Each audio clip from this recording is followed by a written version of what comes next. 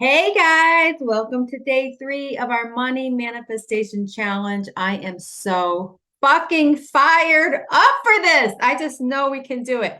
I'm doing this with one of my friends, an old client, and he just sent me a picture of a a check he got in the mail, a refund from an old dental procedure or something. He doesn't even go to this dentist anymore. And he happened to get a check for over $300 just like that. When you start manifesting, money just comes out of the woodwork. It's so exciting. So I'm telling you, this stuff works for real. And before we get into what day 3 looks like, my husband asked me a question because all of a sudden things are happening and moving and good things are starting to come in our way.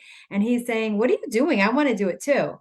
And he asked me, "Well, what about, where is the money going to come from? Like I make my money from work, but where else does the money come from? Do I have to be specific about that?" Actually, that's the whole point, right? So my friend got this check that he didn't really plan on as part of the money he's manifesting for these 21 days. We have to be open and not decide where this money is coming from because the universe is there to guide you and support you and help you. And when you try to put parameters on it, you're missing out on all the amazing gifts it has to share with you. So we don't want to direct this too much. We really want to be open to what is going to be coming our way. And that leads us into step 3 or day 3 of this 21-day money manifestation challenge. So I'm going to keep reminding you about the 3 steps to reaching any goal. And the first step, which you did on day 1, was understand the what and the why. How much do you want to make in 21 days? It should be a stretch, but not totally outrageous, right? And then why? How do you want to feel? And for me, it's free and peace. That's what I want to feel. I know that that money will make me feel free, peace, but I also want to have fun. And I will tell you guys, it's so crazy because I had told you when I got back from vacation, I was starting to feel down. I just didn't feel motivated. And I was finding this feeling of like not really feeling joy in my life, which I didn't like. I don't like that feeling. I want to feel good, right? And energized and happy.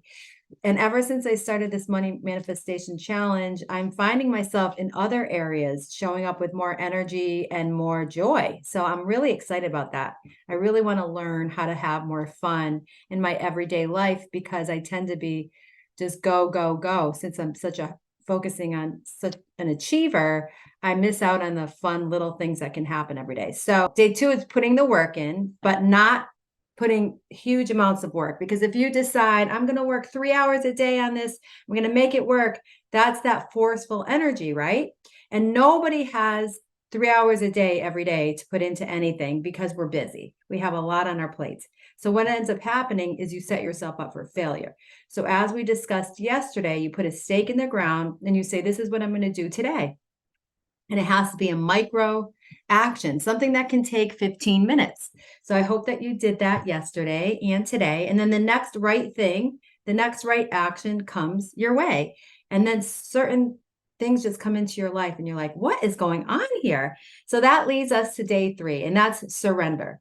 So the way to make things happen is absolutely to know what you want, put the work in, but then once you're doing all that you can do, you have to surrender the outcome because it's almost like focusing on what you can control. If you're focusing on why isn't it working the way that I want it to work, that's getting back into that desperate energy. The only way to make things work is to put the work in and then let it go. And letting it go puts you in an energy of attraction. You're attracting things into your life. And I'm going to talk to you a little bit about kind of like how does that all transpire.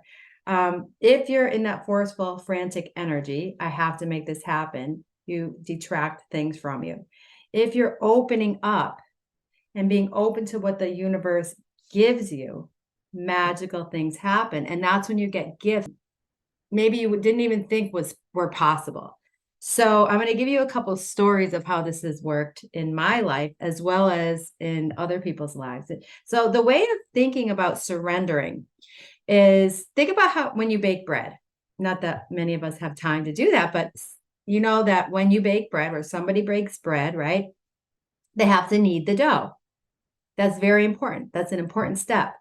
But then you have to allow the dough time to rest and rise. If you just need the dough and you don't allow the dough to rest and rise, you're going to be left with like a piece of cement. It's not going to taste good. You're not going to want to eat it. It's not the proper way to make bread. So just as important as kneading the dough is allowing it time to rest and rise. So it reminds me of the tomato story of my husband. Many years ago, before COVID, we went to Greece, and his uncle had these beautiful tomatoes from his garden. And in Greece, I don't know if you've been there, and some of my followers are from Greece, so you know what I'm talking about. The tomatoes, especially in season, are delicious. They are just juicy, full of flavor, just beautiful, right? So his uncle gave him some seeds to bring to America.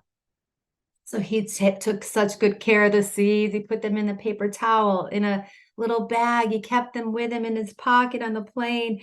And we get to America, and that spring, he planted the seeds in the house, in the little planting pots. And then when it got time to move them outside, he put them in our garden in the back.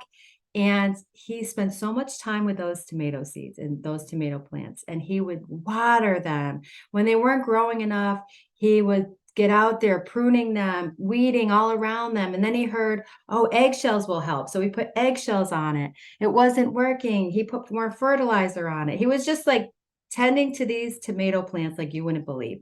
And then I said to him a couple of times, Jimmy, you are over, caring for those tomato plants. You have to allow them just time to grow.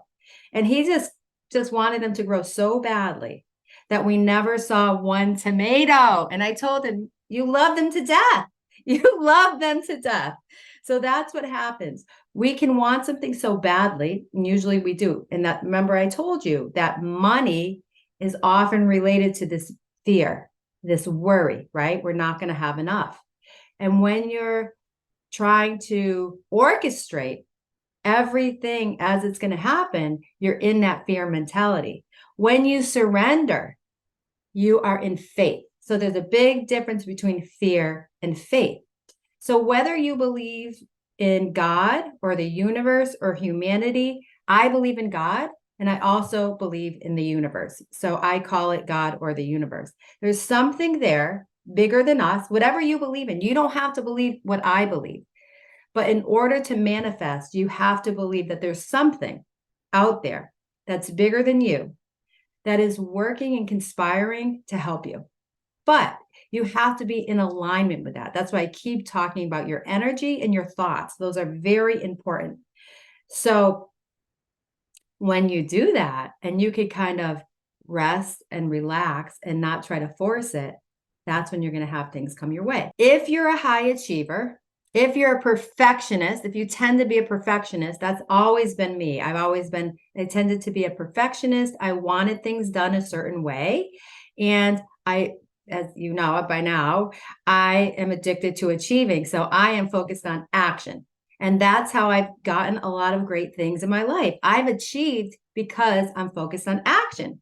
But people like us tend to overly focus on action. And sometimes we can get into this frantic energy. And that, as I keep telling you, repels things from you, right? So sometimes the things that happen in your life that you don't see as gifts, or they seem frustrating or even upsetting in the moment, tend to be the biggest gifts we can ever have. By now, if you've been listening to my podcast, you know that the catalyst for my life's work to help others to really live their life on an honest level so that they can achieve at the highest level, lead themselves first, and feel fulfilled, happy, at peace, and have whatever they want in life, have abundance in their life, feel like they have enough money, they have great relationships, they're in the best health. That's what I'm passionate about, helping people who have gone through what I went through to feel their best. And so when you do that, you can have more positive influence on others. So it's kind of like a domino effect.